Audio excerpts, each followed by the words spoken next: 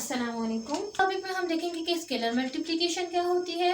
हम कोई भी दो मैट्रिसेस को या थ्री मैट्रिसेस को किस तरह से मल्टीप्लाई करते हैं और हमारे पास कम्यूटेटिव लॉ होल्ड करता है किसी भी मैट्रिक्स में या नहीं। तो सबसे पहले हम देखेंगे स्केलर मल्टीप्लिकेशन। ठीक है,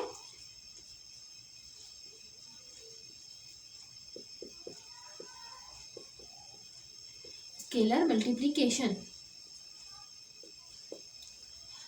स्केलर मल्टीप्लिकेशन क्या होती है?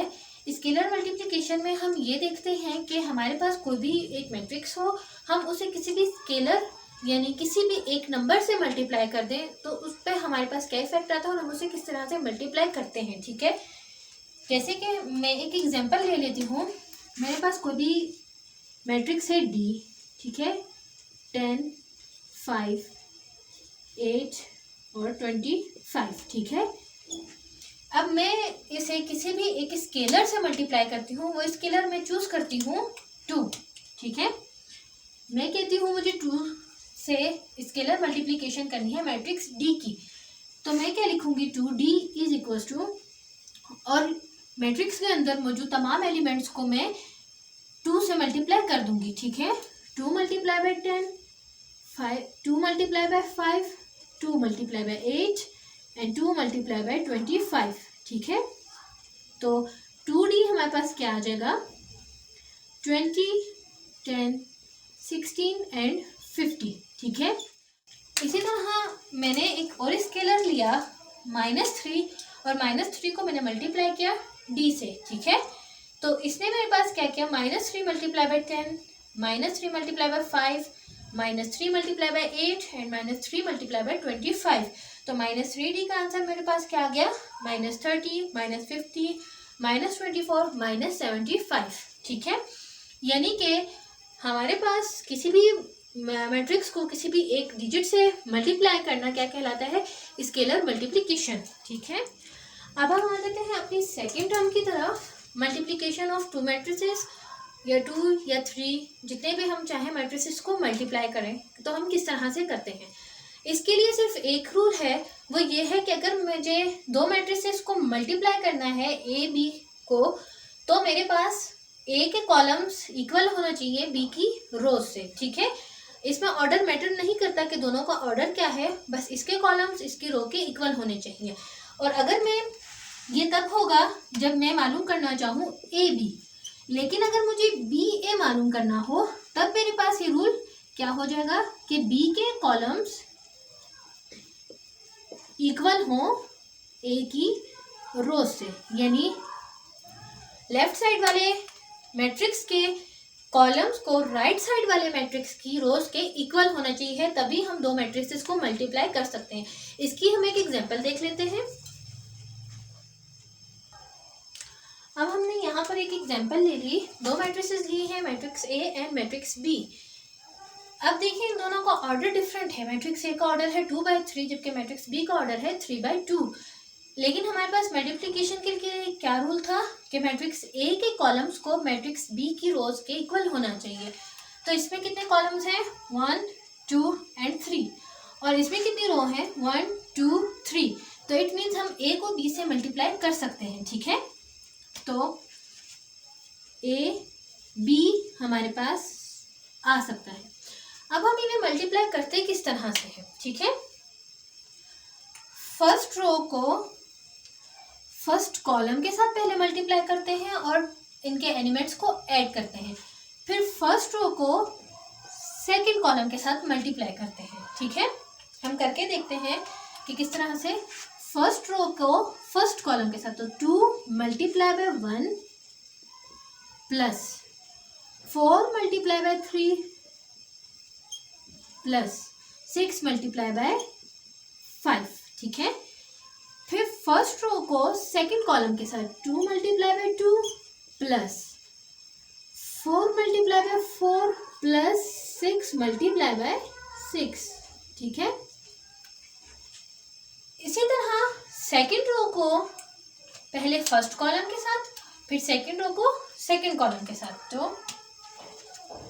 8 multiply by 1 plus 10 multiply by 3 plus 12 multiply by 5, 8 multiply by 2 plus 10 multiply by 4 plus 12 multiply by 6, ठीक है। तो ए बी का आंसर हमारे पास क्या आएगा, A B 2 multiply by 1 2 plus 12 plus 30, 2 12 30, 4 plus 16 plus 36, ठीक है। 8 प्लस 10, 30 प्लस 60, 16 प्लस 40 प्लस 72, ठीक है। तो ए बी हमारे पास क्या आएगा, 42 44 प्लस 20 प्लस 36 56, 60 एंड 30 90, हाँ 60 एंड 30 90 98। उसके बाद हमारे पास 16 प्लस 40 प्लस 72 8, 7 एंड 4 11 एंड 12 128।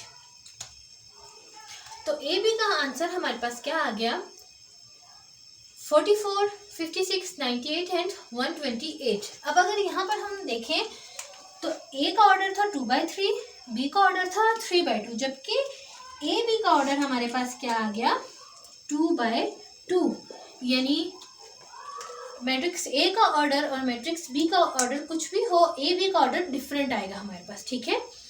अब क्या अगर हमें देखना होगा, अगर हम मल्टीप्लाई करना चाहें कोई भी सी मैट्रिक्स हो, ठीक है, हमारे पास हमने ए और बी लिया तो ए बी फाइंड आउट किया, अगर मैं इसे सी के साथ फाइंड आउट करना चाहूँ तो मेरे पास क्या रूल होगा कि जब मैं ए बी फाइंड आउट कर लूँ फिर मैं देखूँगी मेरे पास जो सी मैट्रिक्स है क्या उसकी रोज इसके कॉलम के इक्वल है या नहीं। अगर मैं यहाँ पर कोई भी सी मैट्रिक्स ले लूँ, फॉर एग्जांपल 1 2 3, ठीक है, तो ए बी मल्टीप्लाई नहीं हो सकता है सी से, क्यों, क्योंकि इसका ऑर्डर 2/2 है, यानी इसकी कॉलम्स 2 हैं और इसकी रो कितनी है, 3 है।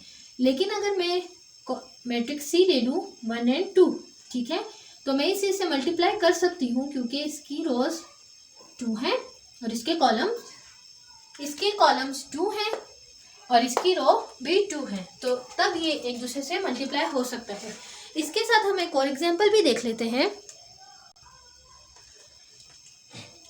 अब हमने एक और एग्जांपल ली ए बी की, ठीक है, ए हमने लिया 3 6 9 12 15 एंड 18, तो ए का ऑर्डर आ गया 3/2, जबकि बी का ऑर्डर क्या है,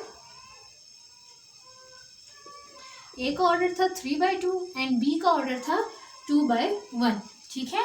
क्या इन दोनों की मल्टीप्लिकेशन पॉसिबल है, देखिए इसमें कितने कॉलम्स हैं 1 2 और इसमें कितनी रो है 1 2, तो इट मीन्स इनकी मल्टीप्लिकेशन पॉसिबल है। तो हम देखते हैं कि हमारे पास ए बी क्या आता है। फर्स्ट रो को फर्स्ट कॉलम के साथ, अब यहाँ पर एक ही कॉलम है बी में तो हम एक ही बार देखेंगे। फर्स्ट रो है 3 × 2 प्लस 6 × 4, ठीक है। अब कोई सेकेंड कॉलम नहीं है तो हम नेक्स्ट रो पे आ जाएंगे। 9 × 2 प्लस 12 × 4, 15 × 2 प्लस 18 × 4, ठीक है। तो ए बी हमारे पास क्या आ जाएगा, 3 2 6 प्लस 6 4 24, 9 2 18 प्लस 48, 2 × 15 30, 15 × 2 30 एंड 4 × 18 32, 2 3 इधर कैरी आ जाएगा, 4 1 4 एंड 3 72, ठीक है।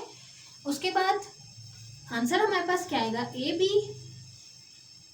30 प्लस 6 1 5 and 1 6 66 2 and 10। तो ए बी हमारे पास क्या आ गया, 30 66 102। ठीक है, अब देखिए ए बी का आंसर हमारे पास ऑर्डर क्या आ गया, 1 2 3 रो है और एक ही कॉलम है, तो रो इंटू कॉलम, रो है 3 और कॉलम है 1, तो 3/1 आ गया। ठीक है, तो ये था हमारे पास मैट्रिक्स ए बी। ठीक है, ए और बी। अब हम आ जाते हैं कम्यूटेटिव लॉ की तरफ कि कम्यूटेटिव ऐसा तभी पॉसिबल हो सकता है, बी ए हम तभी फाइंड आउट कर सकते हैं जब हमारे पास दोनों मैट्रिक्स स्क्वायर मैट्रिक्स हो। ठीक है, अब देखें यहाँ पर दोनों मैट्रिक्स स्क्वायर हैं, यानी रोज और कॉलम्स इक्वल हैं, 2/2 3/3 4/4 5/5। अगर दोनों स्क्वायर मैट्रिक्स होंगे तभी हम ए बी बी और बी ए दोनों फाइंड आउट कर सकते हैं, लेकिन ये दोनों सेम नहीं आते। यहाँ पर मैंने एक एग्जांपल ली है, ए इक्वल लिया है 1 2 3 4, बी इक्वल लिया है 5 6 7 एंड 8 के। तो ए बी मैंने फर्स्ट फाइंड आउट किया, तो first row first column, first row second column, तो 1 multiply by 5 2 multiply by 7 1 multiply by 6 2 multiply by 8 3 multiply by 5 plus 4 multiply by 7 3 multiply by 6 and 4 multiply by 8, जिसका answer हमारे पास आया 5 plus 14 6 plus 16 15 plus 24 and 16 plus 32। ठीक है, तो A B का answer हमारे पास आ गया था 19 23 39 48। यहाँ पर आप एक चीज़ देखें कि जो ऑर्डर मैट्रिक्स का ए का था, जो ऑर्डर मैट्रिक्स बी का था, वही same order matrix A B का भी आया है। यानी अगर दोनों मैट्रिक्स का ऑर्डर सेम हो, स्क्वायर मैट्रिक्स हो, तब ए बी का ऑर्डर भी सेम आता है।